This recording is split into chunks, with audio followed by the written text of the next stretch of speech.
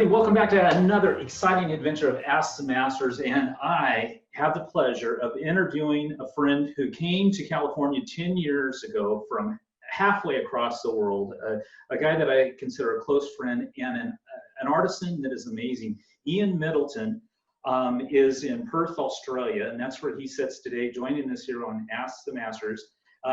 Ian, you know, I know this story, but tell me your company name and kind of how you got going. Sure. The company name came originally after I visited Italy. I got invited to go to Piazza in Italy, and we discovered that there was a lot more to installing mosaics than I had previously understood. And I coined the phrase of Vivo Architectural Mosaics was my company name.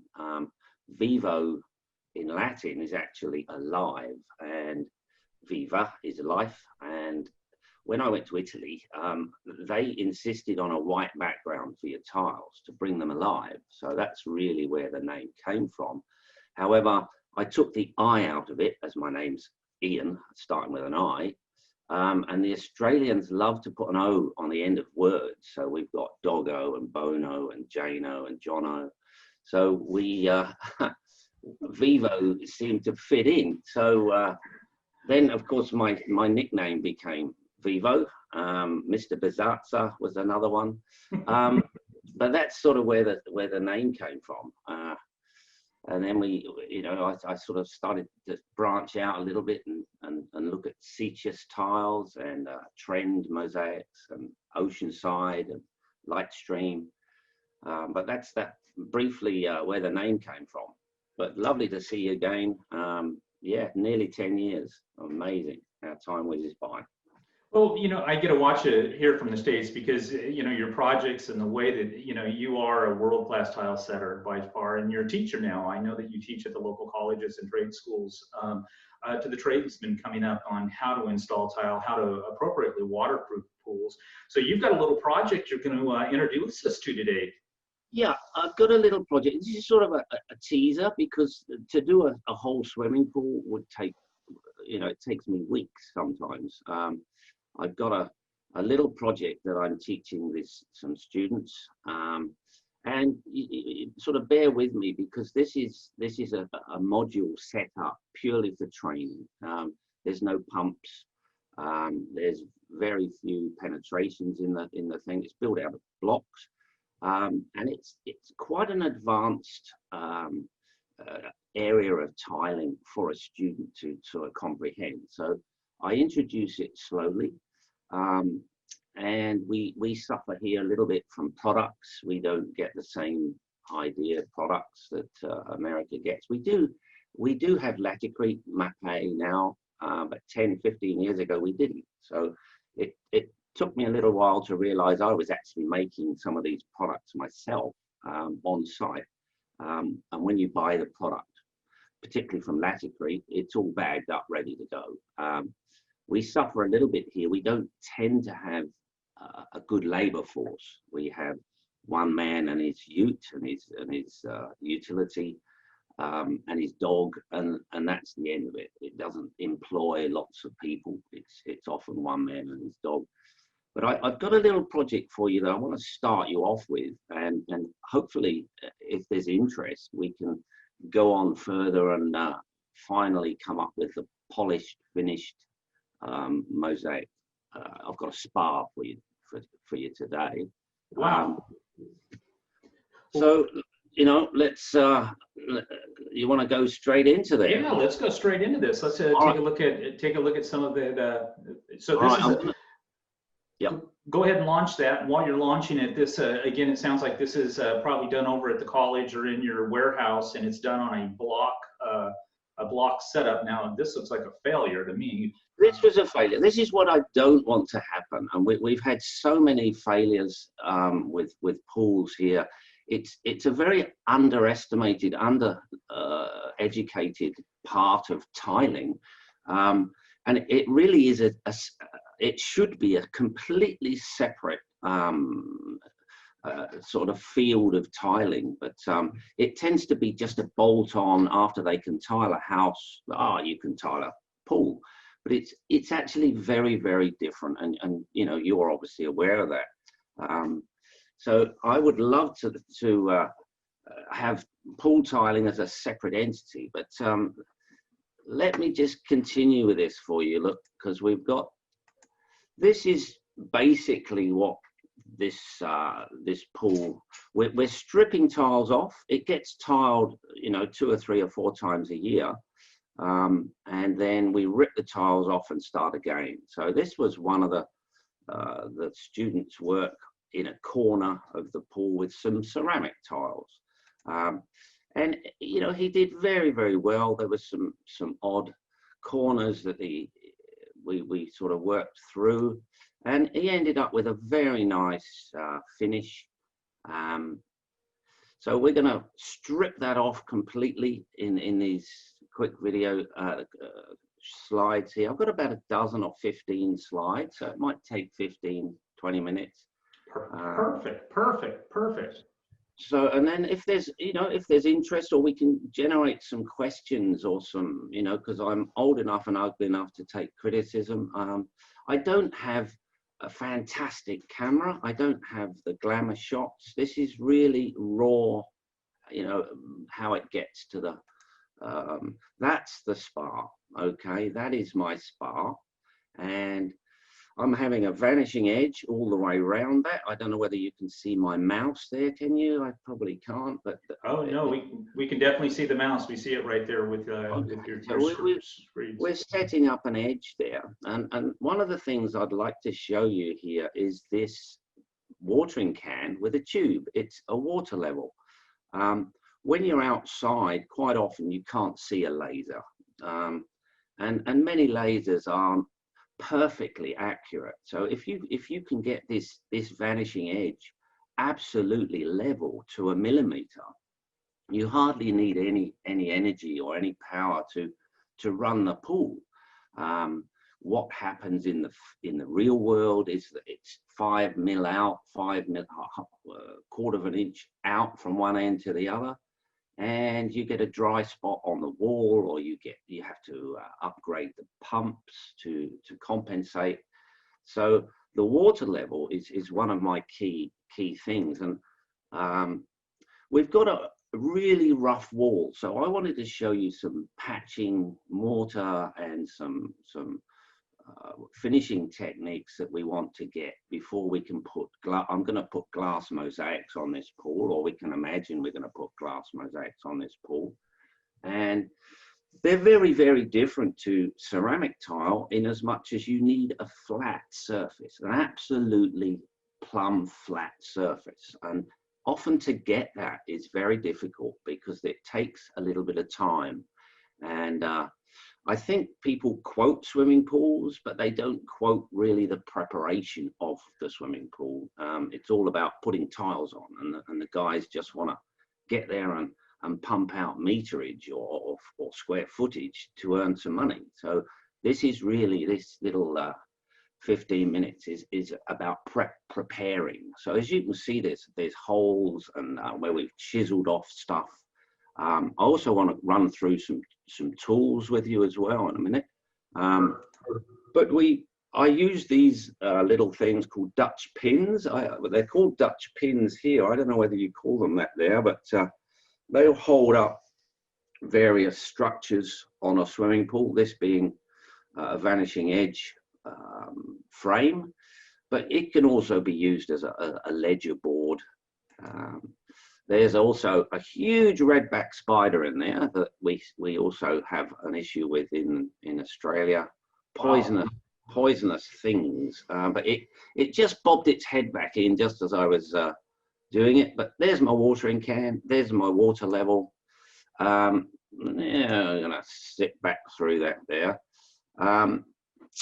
This is what they call a reservoir water level. It's not just a tube full of water. There's water in this watering can, and when you put the tube into the end of the watering can and siphon out the water, so the tube's full of water, you do end up with a level that's at the end of the tube is the same level as the water in the watering can. So you can get a very, very accurate leveling, and you can go around corners with it. So I can go with a 10-meter tube. I can go obviously 10 meters along a pool and get it absolutely plumb level. And that's really one of the key features of a glass swimming pool is perfect leveling. So there's another couple of sorry, Ian, I want to interrupt you there, and just because I know a lot of our listeners, you guys have transits and you have your lasers, and Ian, I have won a lot of money with the water level, a lot of money, because I would go out where there were union crews setting up coping, and they had their brand new laser that was just all polished and shiny, and I'd say, look, man, this coping's, my tile's going on level, your coping's got to go on level too, and they go, hey, we just set it with that brand new level, and I said, well, tell you what, I'll give you a 1/4 inch. I bet over, 300 lineal foot perimeter overflow that you're out by a 1/4 inch. I go, no way. I go, well, here's $20. Put your money on the line. And we'd pull the water level out, and they would laugh. They thought the water level was, oh, we used to use those back in Mexico, they'd tell me. They'd say, yeah. Oh, yeah. Okay. We'd get that water level out, and we would check, and that water level would find that beautiful new laser wasn't as perfect as what they thought, and I'd walk away with $20, and I'd tie that damn tube off to a tree, and as soon as I got out of sight, they had that thing out of the tree, and they put the laser away. So if you guys think that your lasers or your transits are going to do this type of work, you need to pay attention to what Ian's saying, because a water level is the only way you're going to find that perfect level. Yeah, I mean, I found a water level by accident. I mean, it was when I was 17 years old in the UK, in England. I was in a pub, drinking tavern, and this old guy wanted to sit on my table, and he was a 50, 60-year-old guy, drunk, and he was aggressive, and he wanted to sit down and tell me about a water level, and I just couldn't wait to get rid of him. And 40 years later, I wish I could shake his hand now, but 40 years later, my laser level I'd spent $2,500 on disappeared from the back of my truck. And I was on a job, and I had nothing to level this pool. And I remembered him, and I got the water level out, and it was $6 worth of tubing. And I've never looked back. I honestly never, ever looked back. It's the most accurate way of leveling. And you've also got a thing called the meniscus of water. That's the skin of water. So you've got a millimeter where you've got the lips or the edge of the water in the tube and the bottom of the water in the tube. I've got a photograph in a minute where I can show you, but I've got slightly out of sequence here. I'm going to show you now a seat design, because one of the things that I suppose I specialize in is curves. And one of the reasons it was I started to do curves in Italy, and I was spending a really long time when I was getting my training with a straight stick or straight edge, a little scraping bar, and I was messing about in a corner, and this Italian guy said to me, well, why do you take so long? And I said, oh, I'm very fussy, and it's going to be better I do it like this. And he tutted me, and he was drinking a cup of coffee, and he threw his coffee out of his mug and rammed the mug into my cement that I had there and dragged his cup along. And he said, there, he said, see, perfect corner. And it sort of opened my eyes a little bit to I was spending a little bit too long trying to get this right. To cut a long story short, I then decided that we were going to use a ball, a kid's ball that you can pump up or let down to different sizes. Different mosaics take different sizes on the sheet. And I wanted to line the wall up with the riser. And the only way to do that is to get a perfect arc on the edge of a seat.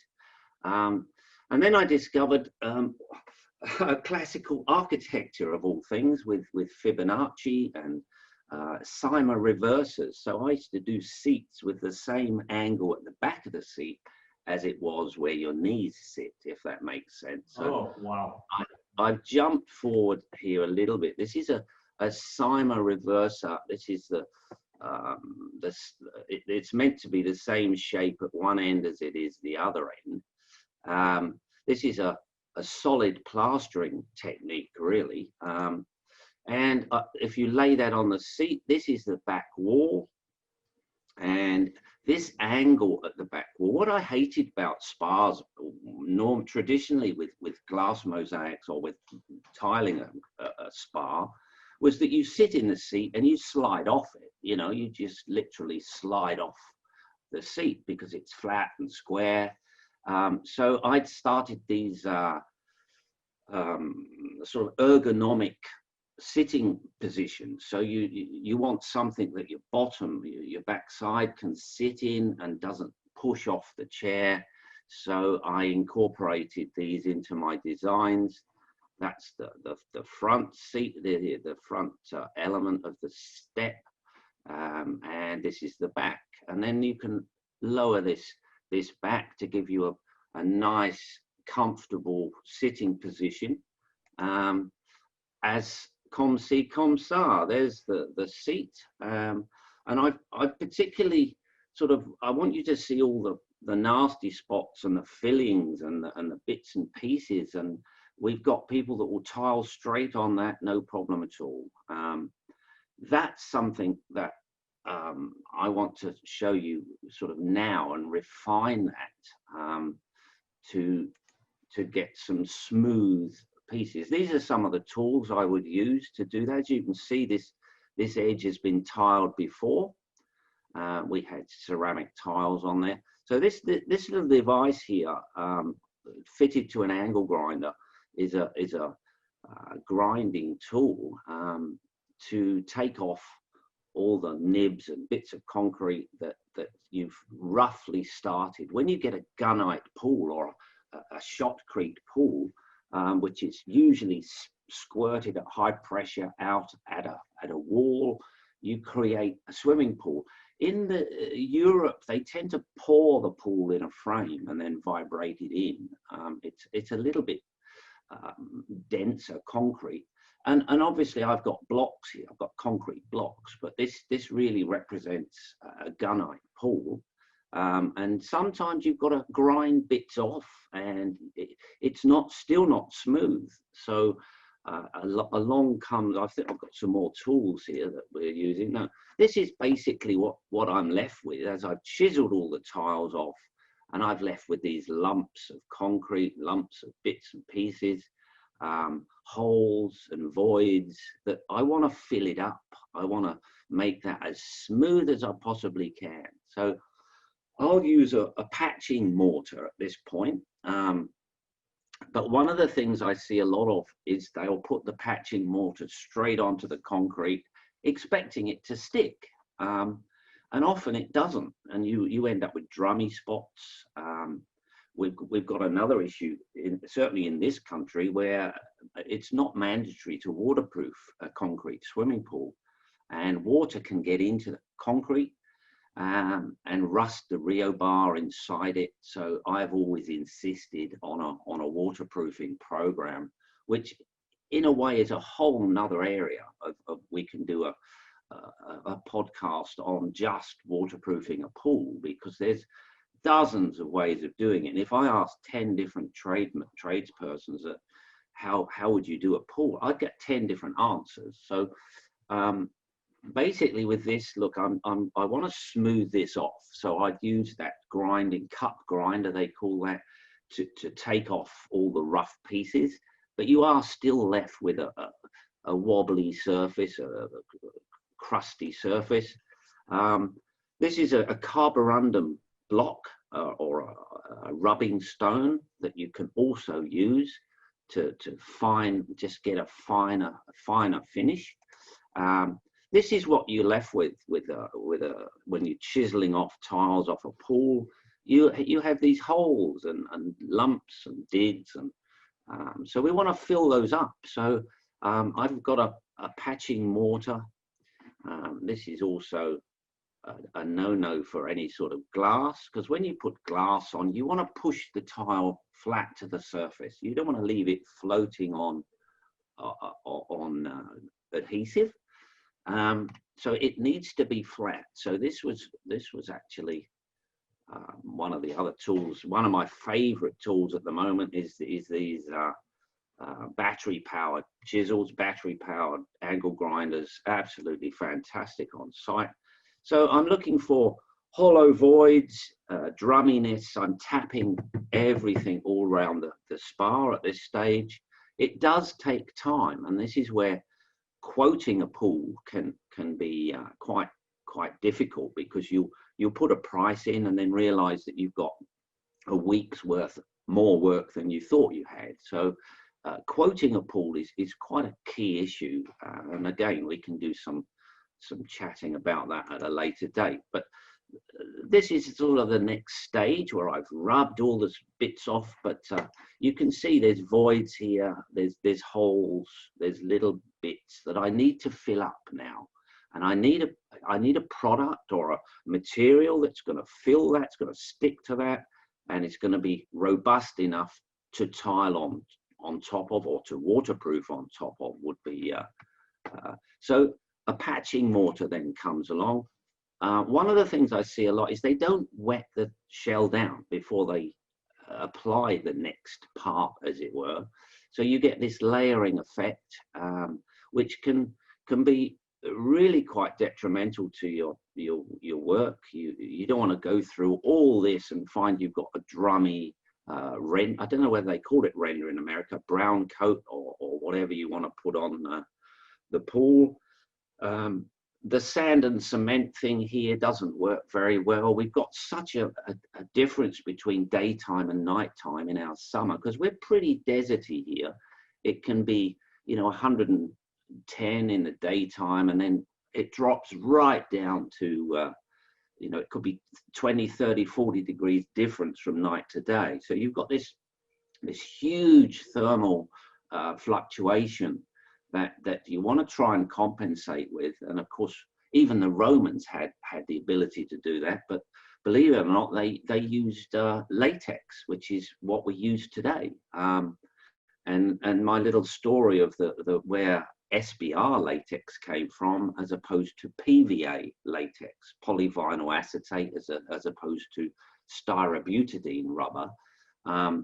It was actually rediscovered. I think the Romans had this technology even before that.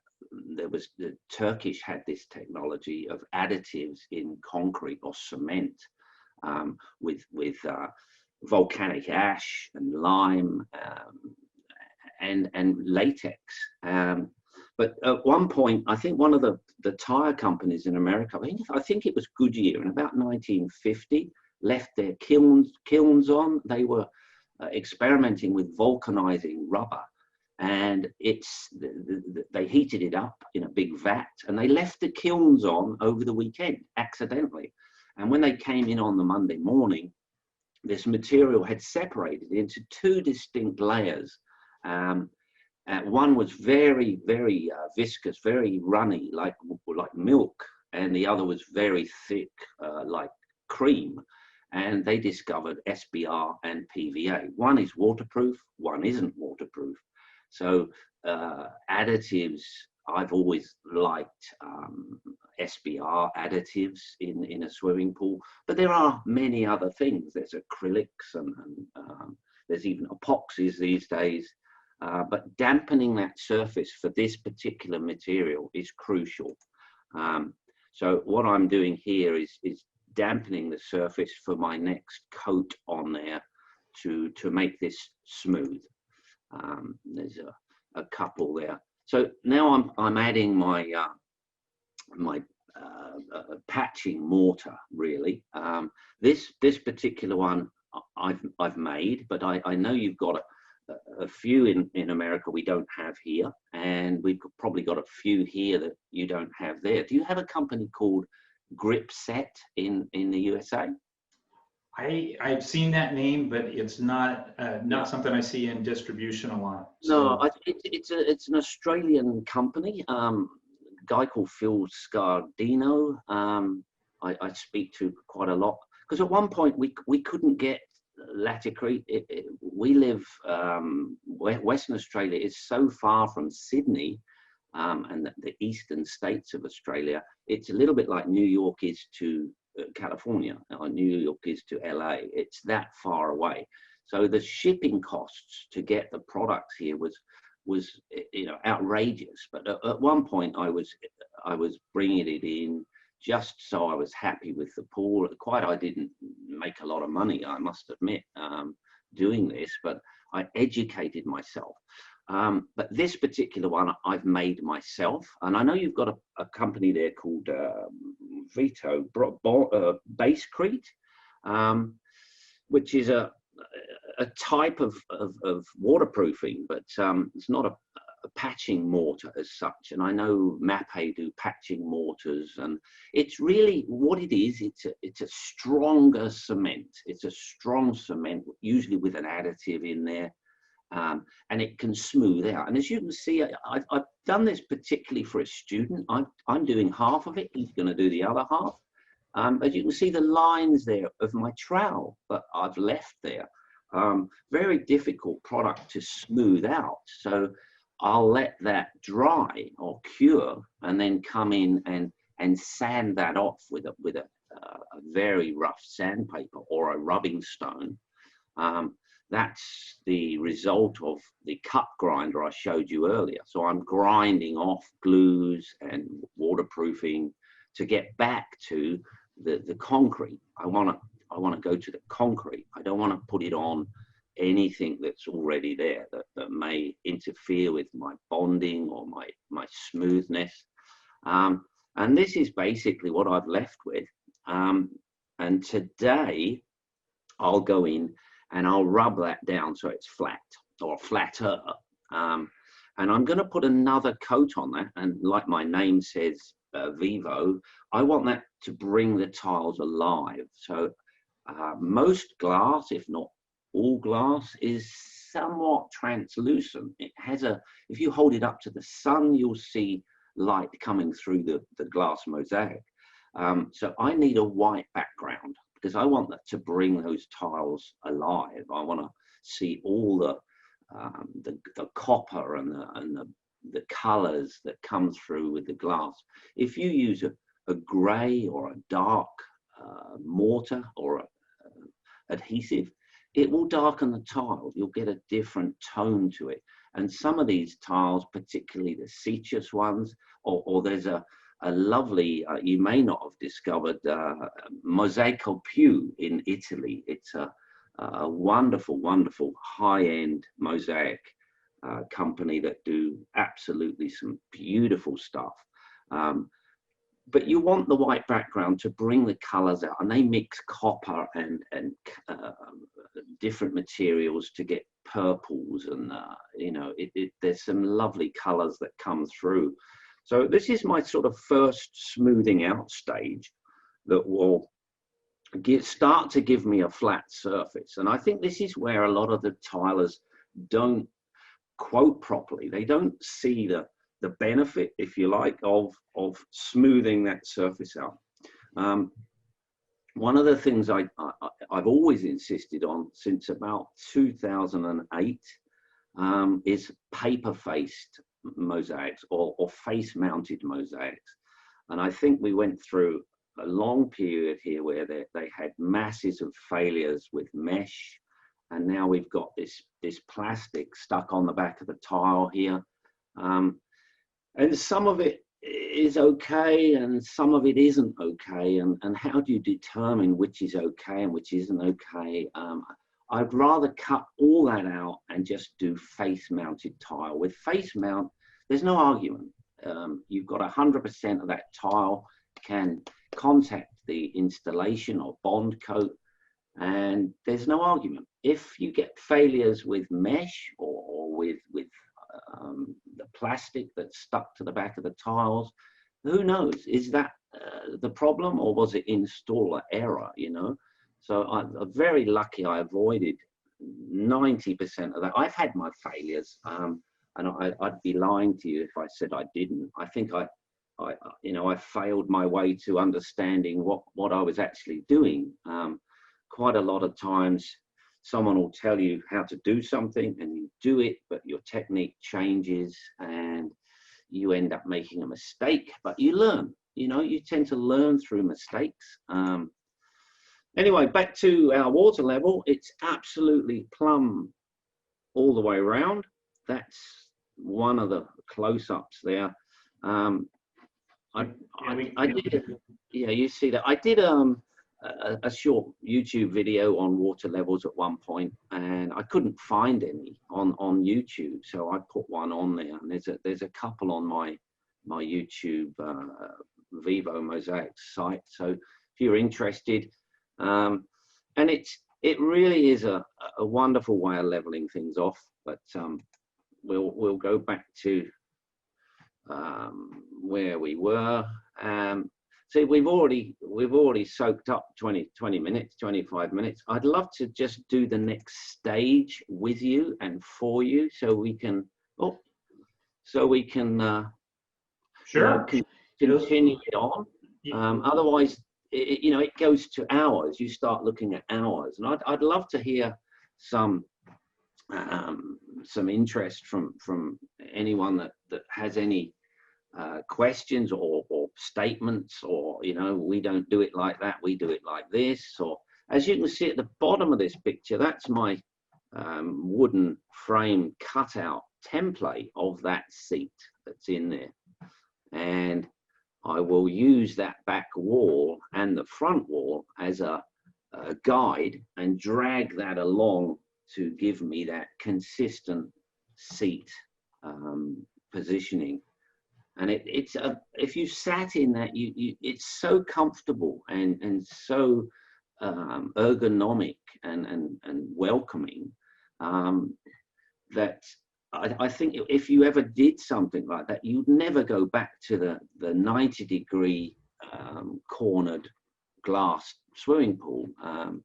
Yeah, Ian, I think it's a fact that most of the clients don't have a right angle in their butt, that fits into that thing. So it's nice and smooth. And I want to go back to, because you took the time, like you said, we've all had failures along the way, and you were mixing a lot of your floats and your thin sets yourself, using even some techniques that the Romans were using, because they used Caitlin clay. They had their own pozzolans. These Roman guys were somewhat smarter than we are today, right? Because I think we rely on bag material, and yes, in the States we have a lot of great companies. We have Latticol now from Italy. We have Laticrete, Art Minty, and those guys have been big supporters of Ask the Masters. So we're fortunate we do have bag stuff, but I think you got to get back and really understand what you're doing, and because you're mixing that stuff. Even a shade of the color change, you've got to make sure that it's uniform, because if you have a shade variation in those floats, those tile are going to look a little bit different. Yeah, I mean, this one we've got here, it's been tiled numerous times, and it is for students. It's for them to practice. It's not a I wouldn't get an apprentice to set out and mix and be responsible for this. And sometimes, we've learned that doesn't work, so we chisel it off. My thing was the hammer test. If you can hit the surface with a hammer and it just bounces off, that's really, what you want. You want a Simpsons moment where you go, boom. So there are different colors of the mortars on there. One of the things I did discover, I was making for a long while, we have a product here called blue metal, and it's what you make concrete from, or you add it to cement to make concrete.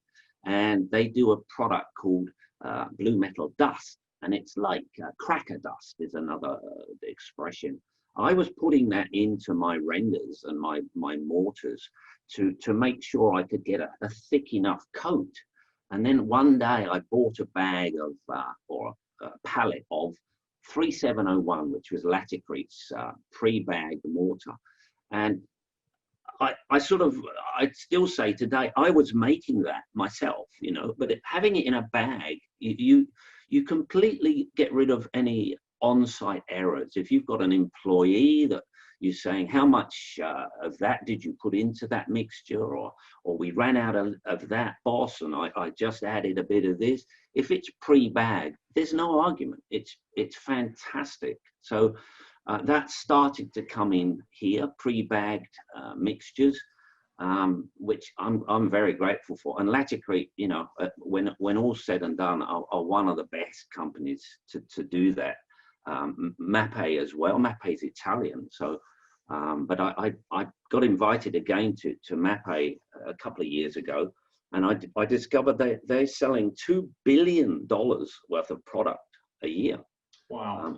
It's massive, and their Milan operation with hundreds and hundreds of semi trucks waiting for bobcats to put the stuff on the back of the truck, and it was going all over Europe, and we're getting that in Australia. So we're getting some international companies here, and the difference between that high end Mappe, Laticrete, there's not a great deal of difference in their products. There might be a slightly different color, but that's where you go down the science route and understand what's in it. And of course, understanding the science of what you're doing is really what I'm trying to teach at TAFE. It's not just the techniques of installation. It's why am I doing that? Because so many people would have the boss say, just do X, Y, Z, and yeah, okay, I'll do X, Y, Z. And that student then comes along with their career, and they're doing it because their boss told them to do that. And we hear this saying all the time of, I've been doing this for 30 years. Why would I change? I've never had a problem. And that sort of attitude. And of course, our cement's changed. In the last 10 years, we've got no asbestos in it. It's got anti-caking agents. It's got anti-dust properties. It's, you know, is it the same? No, it isn't. And our adhesives and thin sets have changed. We've got this lightweight technologies. We've got, if you put the right amount of water in these products, it's fine. If you don't, you've got problems. So some of them are so specific with their water content. We no longer just mixing it up in a bucket and I'll add a bit more water because it spreads out easier. It's got to be right. And that's really where I go with a lot of this. We'll do half of the practical, but we'll also do the classroom stuff of where the science comes from. Why do we have compatible products? Why do we use a systems approach rather than just mix and match from the local hardware store that you've never had problems with for 20 years? You need to understand why these particle sizes are compatible and why some are not compatible, and are they compatible? You know, how do we know? Testing stuff, those sorts of processes need to be looked at. If you're learning this stuff, it's not just, oh, just do that, bang. It's, why am I doing that? And oh, I can't get that product, so how can I do a successful installation? And some of these things, you know, in America, it's probably a little bit more expensive, but you can spend 70, 80, 90, $100,000 on tiling a swimming pool. What you don't want is a failure, because that's bankruptcy, that's sell my house, that's divorce, that's So, and unfortunately, that does happen. You know, I see one of these a week, really, one a fortnight that has failed for some reason or another. So my little input is just trying to get the students to think about what they're doing, not just follow the instructions on the bag, but why were those instructions put there to start with? And, you know, there's a number on all these bags that says, you know, our technical department is waiting to talk to you. Please ring us if you have an issue. Use that. It's free. And phone them. I noticed yesterday Laticrete's brochure or manual, I think it's about 100, 200 pages of swimming pool installation. it's fantastic. I must admit though, I'm one of these people that I'll buy a computer and I'll need to read the manual before I open it. The standards, I love the standards. I love the American standards. That's really where we want to go. There's the ISOs, the international standards, and they're there for a reason. You know, people have written those via science, and I want to know the science of what I'm doing. And that's really where I try and take some of these students to get them to think about what they're doing, especially if you've got a vanishing edge or a Lawton edge that's maybe, I don't know, 50 feet, 100 feet long on a curve. You know, how are you going to do that? That's where we go. But of course, I don't have that technology. I don't have that module to do at my address. I mean, I'd love to come out to site more, and I don't tell people what to do, but I say, you know, could you have done it this way? Could you have done it that way? But in the planning stage, that's really where you want to get to, planning out what you're doing, not just get to site and, oh, it's raining, we'll do this or we'll do that. Just tenting a pool. And I've had a lot of success with that, with a state here called South Australia. Virtually all the tiled pools are tented, marqueed, and protects them from the weather.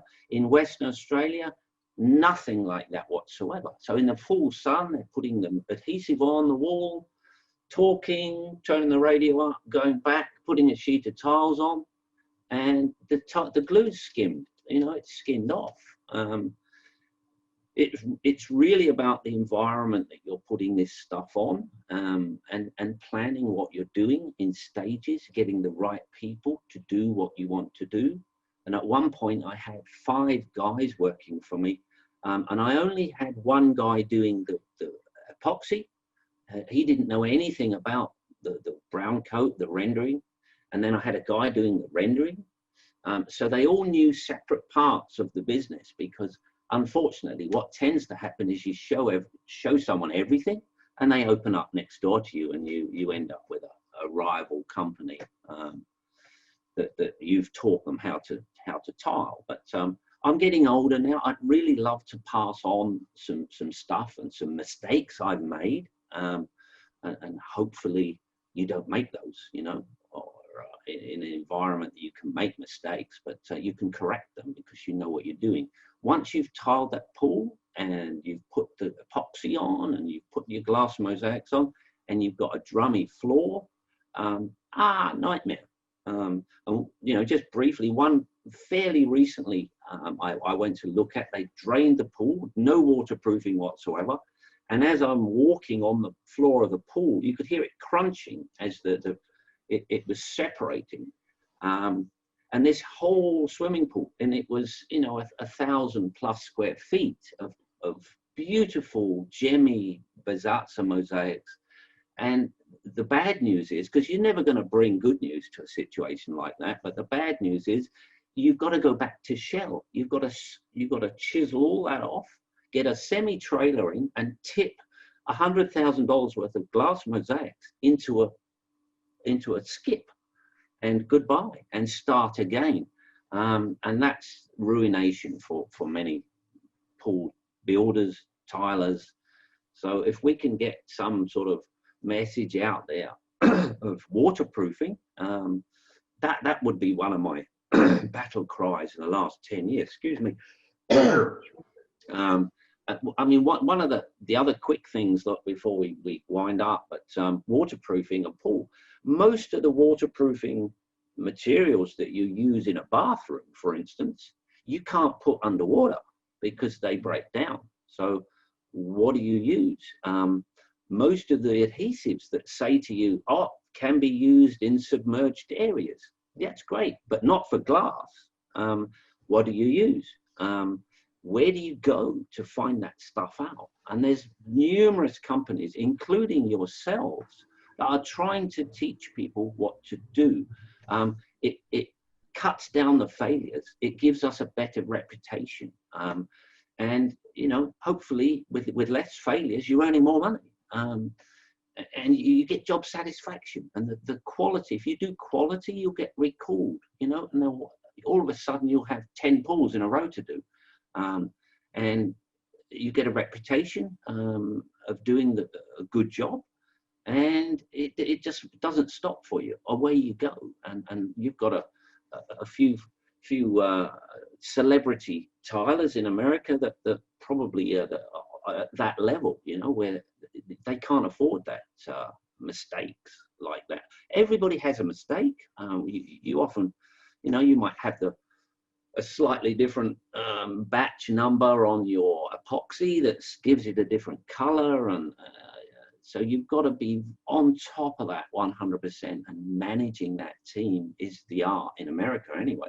If you can manage those teams. And I remember meeting one of your guys, man, Panfilo. Yep. He could speak beautiful English, and he would speak Spanish to the guys, and I think he was the do you call them a journeyman or the team leader? Or Yeah, he's a journeyman. He actually does some work for Dave Penton now, so he does work for Dave Penton a little bit. Yeah. And I, you know, love to say hello to him. I had some lovely chats with him. Very nice man, and you know, I hope he's doing well.